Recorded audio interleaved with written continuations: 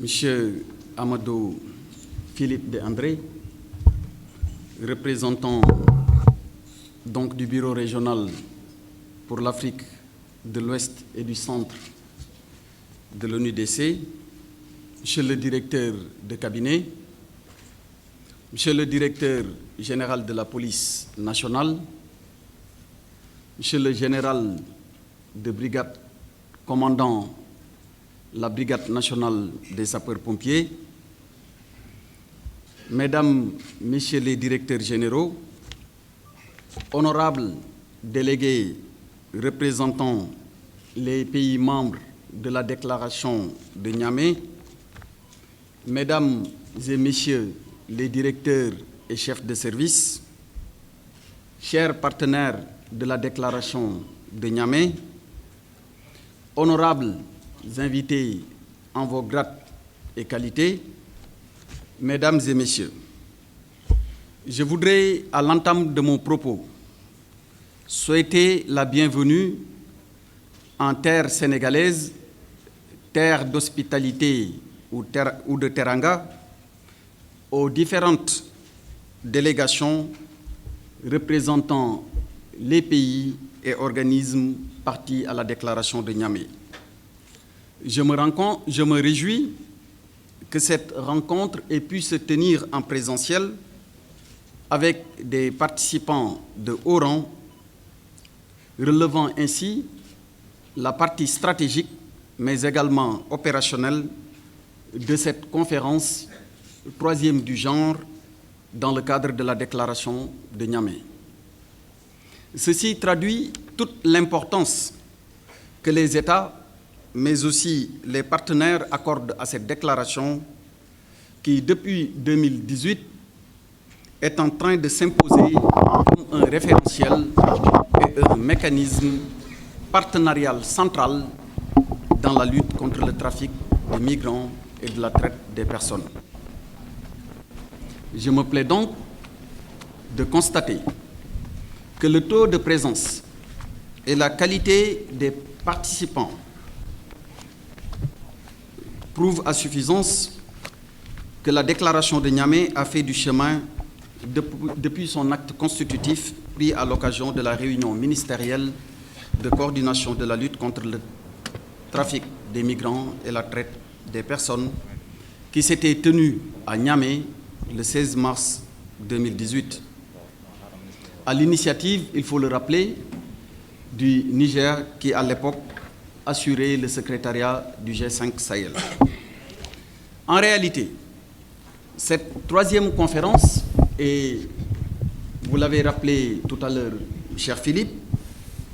qui était prévue pour se tenir en 2020 à Dakar, a connu un report lié à des difficultés consécutives aux restrictions sanitaires résultant de la survenue de la pandémie à Covid-19. C'est pour moi l'occasion de renouveler devant vous, et très certainement à l'instar des pays ici présents, l'engagement du Sénégal à faire tous les efforts nécessaires pour mettre en œuvre les recommandations de la déclaration de Niamey, mais aussi à contribuer à une meilleure coopération dans les domaines et thématiques couvertes par celle-ci. Cette forte volonté traduit tout l'intérêt que son Excellence, Monsieur le Président de la République, Macky Sall, président en exercice de l'Union africaine, attache à la problématique du trafic illicite de migrants et de la traite des personnes, notamment la nécessité de les combattre sous toutes leurs formes. Ce combat s'impose à nous tous en raison des effets néfastes et dramatiques que ce type de trafic induit au plan économique et social dans le pays. Vous l'avez rappelé, cher Amaury, c'est l'une des raisons pour lesquelles aujourd'hui il y a une nouvelle dimension qui est intégrée et de façon holistique, vous l'avez là aussi rappelé, dans la nouvelle approche qui est mise en œuvre pour prendre en charge correctement ce fléau des temps modernes. Le Sénégal, pour sa part, a très tôt mis en place les dispositifs de riposte. Ainsi, dès 2005, il a intégré dans son arsenal juridique répressif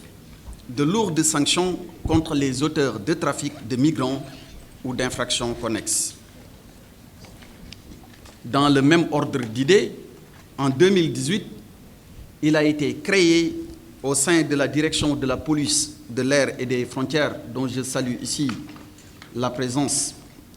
du directeur, le contrôleur général de police Mamsey Dundour, une division donc spécialisée avec une compétence nationale. Il s'agit bien de la DNLT, la division donc de lutte contre le trafic de migrants et pratiques assimilées. Sans oublier auparavant qu'il avait été créé au ministère de la Justice une cellule nationale de lutte contre la traite des personnes. Mais au-delà de tous ces mécanismes, il a été jugé nécessaire d'aller plus en avant. C'est pour cette raison principalement que son Excellence, Monsieur le Président de la République, Macky Sall, a décidé en décembre 2020 d'instituer au sein du ministère de l'Intérieur un comité interministériel de lutte contre l'immigration irrégulière, dit SILEC. Et c'est une structure regroupant des acteurs étatiques, mais aussi non étatiques, pour la coordination de la prise en charge inclusive de tous les aspects liés à la migration irrégulière dans ses dimensions transversales,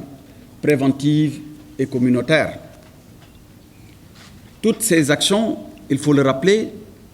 ont permis de limiter et de contrecarrer des tentatives de départ, voire de démanteler carrément des réseaux criminels de trafiquants ou de traite des personnes.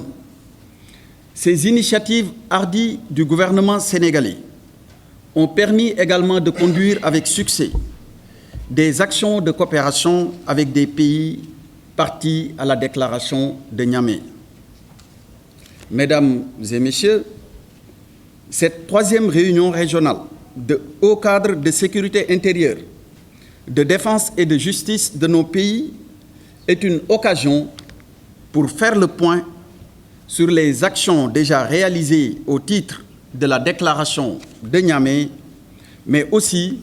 certainement de se projeter sur les autres étapes. Il convient à cet égard de constater que la déclaration de Niamey, à travers son mécanisme de suivi institué lors de la première conférence des 18 et 19 juin 2018, en application du point 36 de la dite déclaration, est un instrument pertinent de prévention et de lutte contre le trafic de migrants et la traite des personnes, dans le sens où elle permet de faciliter la coordination et la coopération entre les États parties. Et il faut le dire, ce mécanisme permanent de suivi constitue à la fois un repère et un baromètre pour l'évaluation de nos stratégies et actions de lutte contre le trafic de migrants et la traite des personnes. La dernière rencontre des points focaux de ce mécanisme de suivi, tenue à Dakar du 7 au 9 décembre 2021, en prélude à la conférence d'aujourd'hui, est une illustration parfaite de cette vocation de la déclaration de Niamey à servir d'outil d'évaluation. Parce qu'il faut le dire, la déclaration est riche donc, de points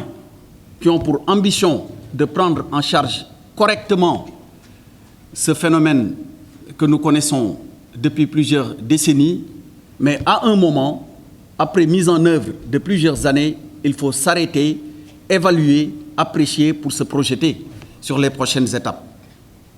De plus, ces 6 piliers, déclinés à l'origine en 23 recommandations qui ont été reformulées en 21 par la conférence d'Abidjan de 2019, sont inclusifs et englobant car couvrant tous les aspects de la lutte. Mais force est de reconnaître que la majorité des recommandations mises en œuvre relèvent de la prise en charge du problème du trafic des migrants et de la traite des personnes comme criminalité transnationale organisée, nécessitant de la part des États une collaboration dynamique pour aboutir à des résultats significatifs. Vous l'avez ainsi rappelé, cher André, tout à l'heure, à propos, disons, revenant un peu sur le contenu de votre discours. D'ailleurs, au-delà des aspects juridiques et sécuritaires, et notre ami Host aussi l'a indiqué et a insisté sur ce point, il faut des actions qui portent sur le volet socio-économique et politique de la question. Je pense notamment à la promotion des possibilités de migration légale qui permettra de couper court et de court-circuiter les actions délictuelles de groupes criminels. C'est dans ce cadre qu'une task force a été instituée sur instruction de son chef de l'État, le président Macky Sall, au ministère de l'Intérieur. Ainsi, et de façon permanente, des échanges sont organisés pour voir d'abord quels sont les besoins qui se font sentir de part et d'autre de nos différents États et pourvoir aux différents emplois demandés de l'autre côté. Et par la mise en œuvre